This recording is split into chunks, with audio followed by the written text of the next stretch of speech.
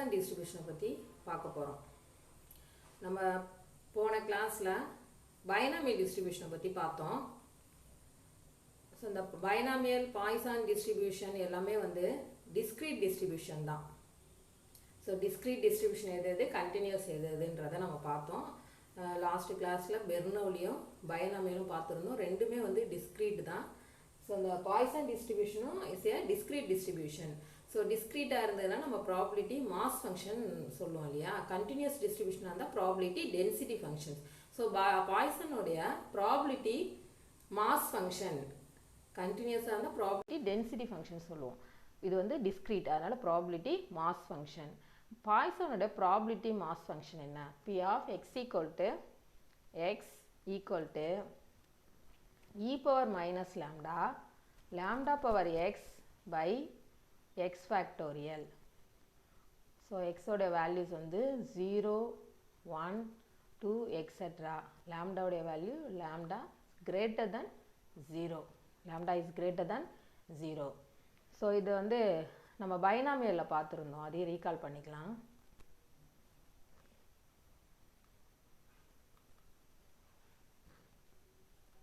Binomial டிஸ்ட்ரிபியூஷனோட probability mass function P of x equal to NCX P power x Q power n minus xன்னு பார்த்தோம். அதோடைய probability mass function. So இதில் வந்து parameter பார்த்தீங்கன்னா பைனாமியலில் NP அப்படின்னு பார்த்தோம். எக்ஸ் வந்து எதை ஃபாலோ பண்ணுன்னா பைனாமியலோட பேராமீட்டர் NP அப்படின்னு பார்த்தோம். N வந்து நம்பர் ஆஃப் சக்ஸஸ், P வந்து ப்ராபபிலிட்டி ஆஃப் சக்ஸஸ் அப்படின்னு பார்த்தோம். இந்த பாய்சானுடைய பேராமீட்டர் என்னன்னா எக்ஸ் எதை ஃபாலோ பண்ணுன்னா P ஆஃப் லாம்டா. அப்போ பாய்சானோட பேராமீட்டர் லாம்டா, பைனாமியலோட parameter N, P. So next நம்ம வந்து பாய்சானோட மீன் பார்ப்போம். μ1 டேஷை தான் நம்ம மீன் சொல்லுவோம். μ1 dash equal to E of x equal to lambda. So variance என்ன அப்படின்னு பார்த்தீங்கன்னா இதுக்கு வேரியன்ஸ் வந்து μ2 சொல்லுவோம். μ2 ஈக்குவல் டு லாம்டா தான். μ2ன்றது என்னது? வேரியன்ஸ். ஸோ மீனுன்றது μ1 டேஷு, வேரியன்ஸுன்றது μ2.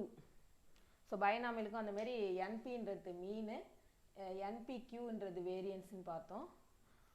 ஸோ போன வீடியோவில் போட்டிருந்தேன். μ1 dash lambda. Next μ2 dash lambda squared plus lambda.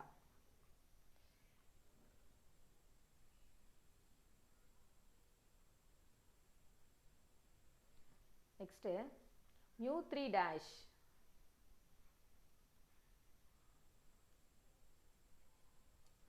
μ3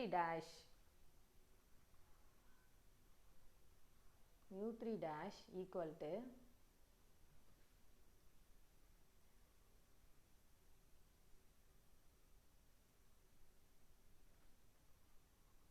μ3 dash equal to lambda cube plus 3 lambda squared plus lambda. μ4 dash என்ன கிடைக்குன்னா lambda power 4 plus 6 lambda cube plus 7 lambda square plus lambda. அப்படியே இந்த ஆர்டரை note பண்ணிங்க. μ1 dash lambda தான். μ2 dash இருந்தால் lambda ஸ்கொயரில் ஆரம்பிக்கும். μ2க்கு lambda ஸ்கொயரில் கடைசியாக எல்லாத்துலேயுமே லாம்டாவில் தான் முடியும். μ2 இருந்தால் 2 டேர்மு, μ3 டேஷ்க்கு 3 டேர்ம்ஸ் வரும். லாம்டா கியூபில் ஸ்டார்ட் ஆகும். நெக்ஸ்ட்டு லாம்டா ஸ்கொயர், அடுத்து லாம்டாவில் வந்து முடியுது. அதேமாதிரி μ4 டேஷ்க்கு லாம்டா பவர் 4, அடுத்து 3 ஸ்கொயரு லாம்டாவில் முடியுது. 4 டேர்ம்ஸ் வரும். இந்த நம்பர் மட்டும் நீங்கள் நோட் பண்ணிட்டா போதும். இதில் 3, 6, 7 இதே தான் பைனாமியல்லையும் நமக்கு வரும். பைனாமியலும் அதே 3, 6, 7 தான் வரும். அந்த ஆர்டருக்கும். ஸோ அந்த வீடியோவில் பார்த்தீங்க. Next Poisson distribution is a limiting case of the binomial distribution under the condition. நான் ஒரு 3 conditions இருக்கு. அந்த கண்டிஷனில் Poisson என்ன சொல்கிறாங்களா, it's a limiting case of binomial distribution. So என்னென்ன கண்டிஷன்?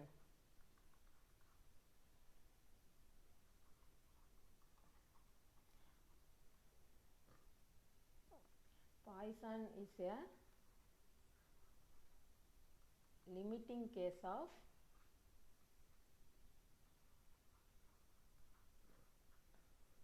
binomial.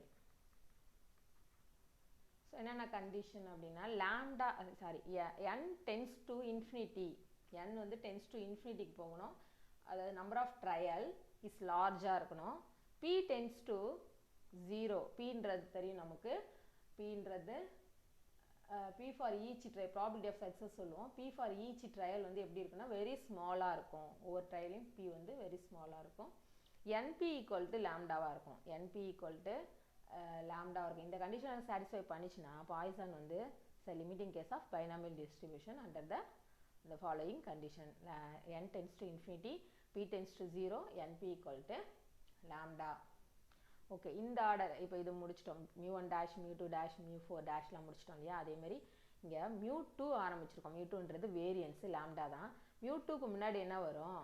μ2க்கு முன்னாடி μ1 வரும் இல்லையா? μ2க்கு முன்னாடி μ1. ஸோ μ1 வந்து பார்த்தீங்கன்னா ஆல்வேஸ் 0, எல்லா டிஸ்ட்ரிபியூஷனுமே பார்த்தா μ1 0 தான் எல்லாத்துக்குமே வரும். μ1 ஆல்வேஸ் ஈக்குவல் டு 0. μ2 லாம்டா, μ3 அதுவும் லாம்டா தான், μ4 3 lambda square plus lambda. So μ2 μ3 ரெண்டுமே லாம்டா, μ4 வந்து 3 lambda square plus lambda. So இதில் பாய்சானில் பார்த்தீங்கன்னா மீனும் வேரியன்ஸும் ஈக்குவல், மீன் வந்து லாம்டா, வேரியன்ஸ் என்னது லாம்டா தான். ஸோ பாய்சான் டிஸ்ட்ரிபியூஷனில் மீன் ஈக்குவல் டு வேரியன்ஸ், பாய்சானில் மீன் ஈக்குவல் டு வேரியன்ஸ்.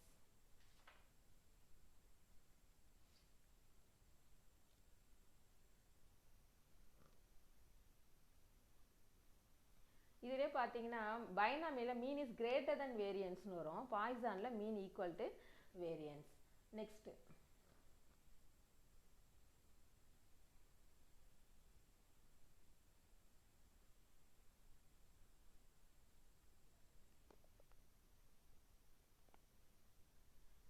இப்போ coefficients of skewness and kurtosis, skewness and கர்டாசிஸ், அதாவது பீட்டா 1 காமா 1 பார்க்க போகிறோம். பீட்டா 1 வந்து இதில் பார்த்தீங்கன்னா 1 லாம்டா, பாய்சானில் beta 1 1 lambda, gamma 1 beta 1 square எடுத்துட்டா காமா 1 கிடைச்சிரும். Gamma 1 equal to square root of beta 1, அப்போ 1 ஸ்கொயர் ரூட் ஆஃப் லாம்டா வரும் இல்லையா? அடுத்து பீட்டா 2 வந்து பாய்சானுக்கு beta 2 equal to 3 plus 1 lambda அப்படின்னு வரும், 3 ப்ளஸ் 1 லாம்டா. ஸோ பீட்டா 2 பார்த்துட்டோம். காமா 2 என்ன வரும்?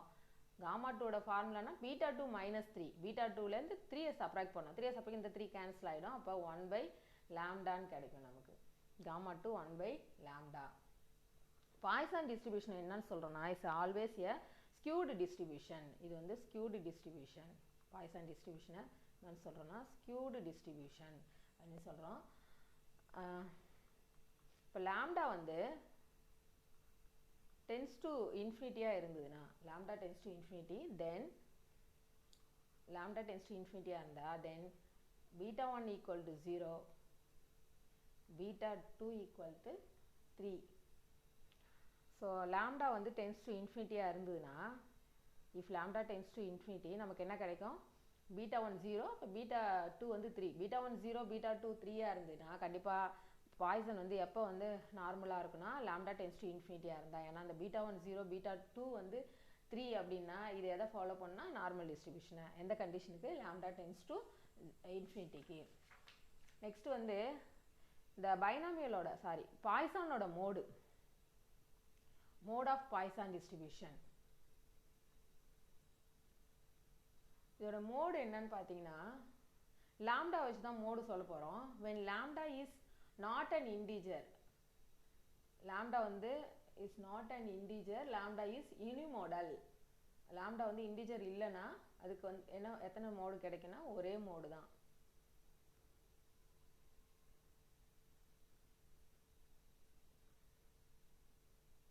lambda is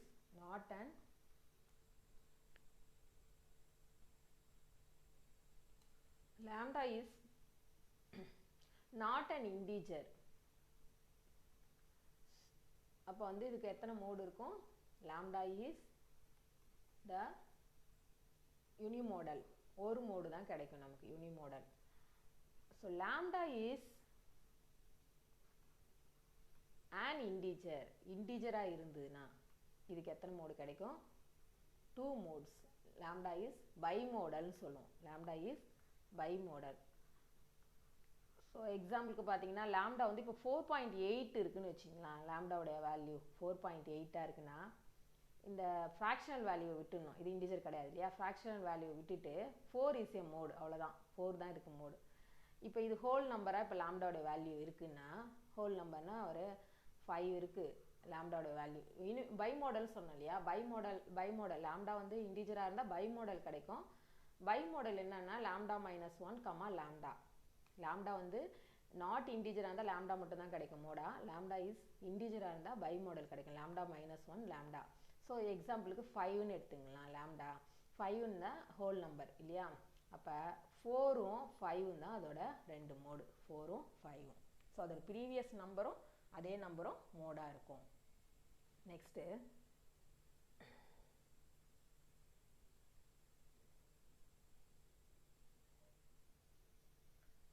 recurrence relation for the moments.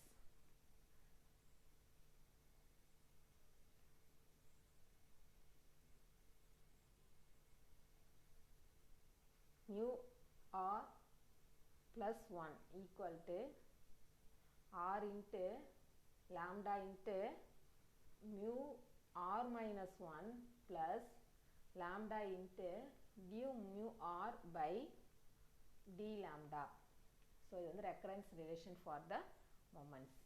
Next mx of t, அது தெரியும் உங்களுக்கு, moment generating function mx of t, Poissonல mx of t e power, இதெல்லாம் முக்கியமானது, e power lambda into e power t minus 1, e power lambda into e power t minus 1. Next characteristic function pi x of t. ஒன்றும் இல்லை, moment generating ஃபங்க்ஷனில் எங்கே D இருக்கோ அங்கே பக்கத்தில் ஐ போடுவீங்க, அவ்வளோதான். இ power lambda into e power D இருக்கு இல்லையா, இ பவர் ஐடி -1, அவ்வளோதான். இ பவர் ஐடி -1, மைனஸ் வந்து கீழே வரும்.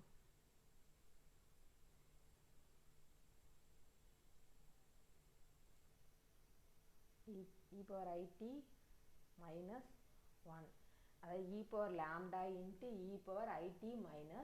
Next k x of t, k x of டினா குமுலன் ஜெனரேட்டிங் ஃபங்க்ஷன். அப்போ குமுலன் ஜெனரேட்டிங் ஃபங்க்ஷன் வந்து லாக் ஆஃப் எம்எக்ஸ் ஆஃப் டின்னு வரும் இல்லையா. ஸோ மொமெண்ட் ஜெனரேட்டிங் ஃபங்க்ஷனுக்கு லாக் எடுத்துடணும். லாக் எடுத்துட்டா நமக்கு என்ன கிடைக்கும், lambda into e power t -1ன்னு கிடைக்கும், lambda into e power t -1. So இதுலேருந்து k1 k2 k3 குமுலன்ஸ் கண்டுபிடிக்கலாம். k1 equal to k2 equal to k3 equal to k4 equal to எல்லாத்துக்குமே என்ன தான் கிடைக்குது, லாம்டா தான் வரும். ஸோ அப்போ kr equal to lambda for every r அப்படின்னு சொல்லிடலாம். ஓகேவா.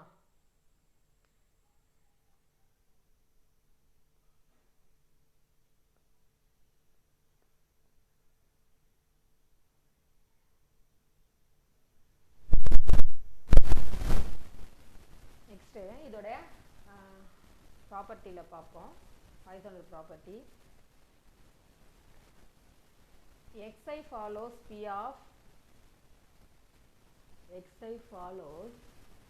of lambda I அப்படி இருந்ததுன்னா summation xi follows p of summation lambda I அப்படின்னு சொல்லலாம். xi follows p of lambda I னா summation xi follows p of summation lambda I. So இதோட additive property எப்படி இருக்கும், x1 follows p of lambda 1 and x2 follows p of lambda 2, where x1 and x2 are independent. Then x1 x2 add பண்ணணும், x1 plus x2 follows எதை follow பண்ணுது, Poisson of lambda 1 lambda 2 add பண்ணிக்க வேண்டியதான்.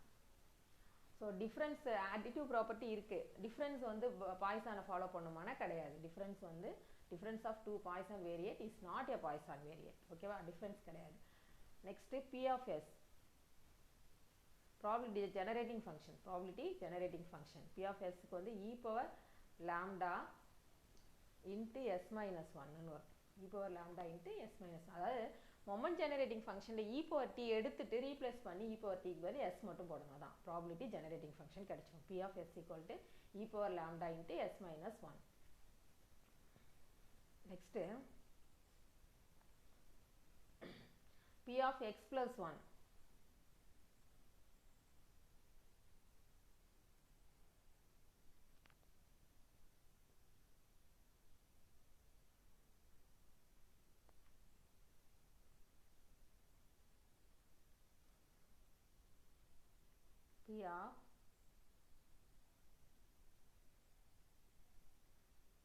P of x plus 1 equal to lambda by x plus 1 into P of x.